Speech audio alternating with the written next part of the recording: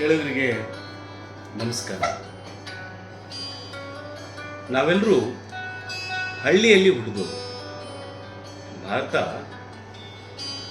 ಹಳ್ಳಿಗಳಿಂದ ಕೂಡಿರ್ತಕ್ಕಂಥ ದೊಡ್ಡ ಒಂದು ರಾಷ್ಟ್ರ. ಭಾರತದ ಬೆನ್ನೆಲುಬು ಕೃಷಿ ಅಂತೇಳಿ ನಾವೆಲ್ಲರೂ ಮಾತಾಡ್ಕೊಳ್ತೀವಿ. ಆದರೆ ಕೃಷಿಗೆ ಸಂಬಂಧಿಸಿರ್ತಕ್ಕಂಥ ಅನೇಕ ವಸ್ತುಗಳಿದ್ದಾವೆ. ಅವುಗಳು ಇವತ್ತು ಸಂಪೂರ್ಣವಾಗಿ ನಶಿಸಿ ಹೋಗಿದ್ದಾವೆ. ನೋಡಿ, ಬಹಳ ಮುಖ್ಯವಾಗಿರ್ತಕ್ಕಂಥದ್ದು ಈ ರೋಣಗಲ್ಲು ಅಂತ ಇತ್ತು. ರೋಣಗಲ್ಲು, ಕಣ ಅಂತ ಇತ್ತು. ಕಣವನ್ನು ಅದರಲ್ಲಿ ಕಲ್ಲುಗಳಿರ್ತಿದ್ವು, ಹುಲ್ಲು ಬೆಳೀತಿತ್ತು. ಹುಲ್ಲನ್ನೆಲ್ಲ ಕಿತ್ತು 4-6 ಎತ್ತುಗಳನ್ನು ಚೆನ್ನಾಗಿ ತುಳಿಸಿ, ನೀರು ಉಗ್ಗಿ ತುಳಿಸಿ ಅದರ ಮೇಲೆ ಸಗಣಿ ಬೆಳೀತಾ ಇದ್ರು. ಅದಾದಮೇಲೆ ಅಲ್ಲಿ ಕಲ್ಲು ಮಣ್ಣು ಸಿಗ್ತಾ ಇರಲಿಲ್ಲ. ಸೊ ಇವತ್ತು ಈ ಕಣಕ್ಕೆ ಸಂಬಂಧಿಸಿರ್ತಕ್ಕಂಥ ವಿಷಯವನ್ನೇ ನಾವು ಮಾತಾಡೋಣ. ಏನೇನು ಕಣಕ್ಕೆ ಸಂಬಂಧಿಸಿದ ವಿಷಯಗಳು, ಅದಕ್ಕೂ ಸಂಪೂರ್ಣವಾಗಿ ಒಂದು 500x500 ಅಡಿ ಅಥವಾ 1000x1000 ಅಡಿ ಹಳ್ಳಿಗಳಲ್ಲಿ ಜಾಗಕ್ಕೇನು ಕೊರತೆ ಇಲ್ಲ. ಭಾಳ ವಿಶಾಲವಾಗಿರ್ತಕ್ಕಂಥ ಜಾಗದಲ್ಲಿ ಇದನ್ನು ಕಣ ಭಾಳ ಮುಖ್ಯವಾಗಿ ಮಾಡೋದು ರಾಶಿ ಮಾಡೋದಕ್ಕೆ, ಒಕ್ಕೋದಕ್ಕೆ. ಜೋಳ, ಹೈಬ್ರಿಡ್ ಜೋಳ ಅಥವಾ ಈ ಬಿಜಾಪುರ ಜೋಳ ಬಿತ್ತಿದಾಗ ಅದರ ತೆನೆ ಕೊಯ್ದು ಅದನ್ನು ಒಣಗಿಸಿ, ಚೆನ್ನಾಗಿ ಒಣಗಿಸಿ, ಒಂದು ಮಳೆಗಾಲ ಮುಗಿಯೋವರೆಗೂ ಒಂದು ಬಣವೆ ಮಾಡಿ ಒಡ್ತಿದ್ರು. ಅದಾದಮೇಲೆ ಅದನ್ನು ಕಣ ಮೊದಲನೇ ಪ್ರೋಸೆಸ್ ಮುಗೀತು. ಏನು ಮೊದಲನೇ ಪ್ರೋಸೆಸ್ಸು?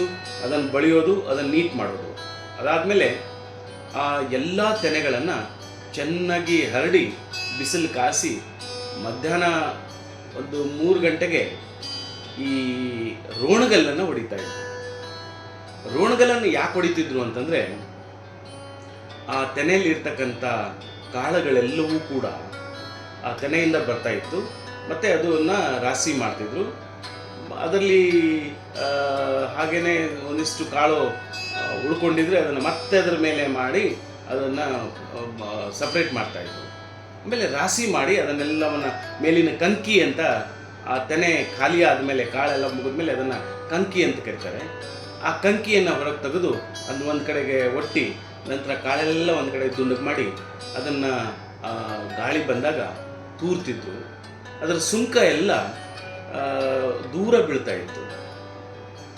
ಆ ಸುಂಕ ಮನುಷ್ಯನ ಮೈ ಮೇಲೆ ಬಿದ್ದರೆ ಸಿಕ್ಕಾಪಟ್ಟೆ ಕೆರೆತಾಗ್ತಿತ್ತು, ಚರ್ಮ ಕೆರಿತಾ ಇತ್ತು. ಸೊ ನಮ್ಮ ರೈತರು ನೋಡಿ, ನಮ್ಮನಿಗೆ ಒಳ್ಳೆ ದಾರುಣವಾಗಿರ್ತಕ್ಕಂಥ ಒಳ್ಳೆ ಜೋಳವನ್ನು ನಮಗೆ ಕೊಡ್ತಾರೆ.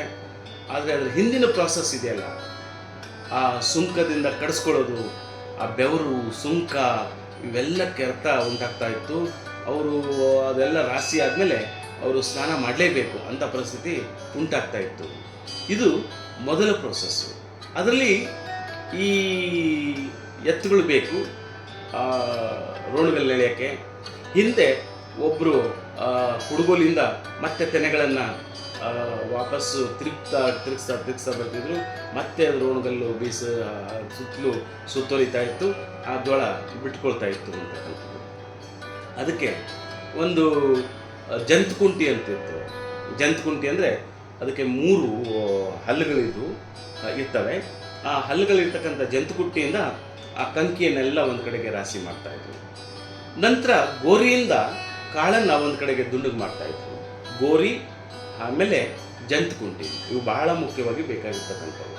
ಮತ್ತು ಪುಟ್ಟಿ ಅಥವಾ ಈ ಮರ, ಇದರಿಂದ ಕಾಳನ್ನು ತೂರ್ತಾಯಿದ್ರು.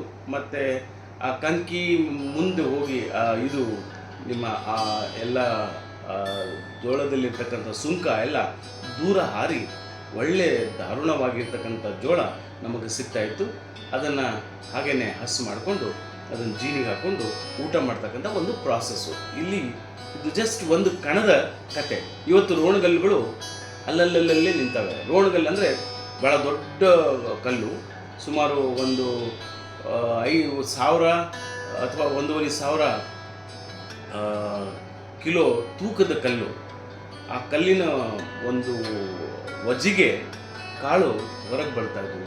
ಅದರಲ್ಲಿ ನಿಮಗೆ ಜೋಳ, ರಾಗಿ, ನವಣಿ, ಸಜ್ಜೆ, ಇಂಥ ಮೇಲೆ ಸಾಮೆ, ತೊಗರಿ, ಎಲ್ಲ ಕಾಳುಗಳು ಅದರಲ್ಲಿ ಭಾಳ ನೀಟಾಗಿ ಹೊರಗೆ ಬರ್ತಾಯಿದ್ವು.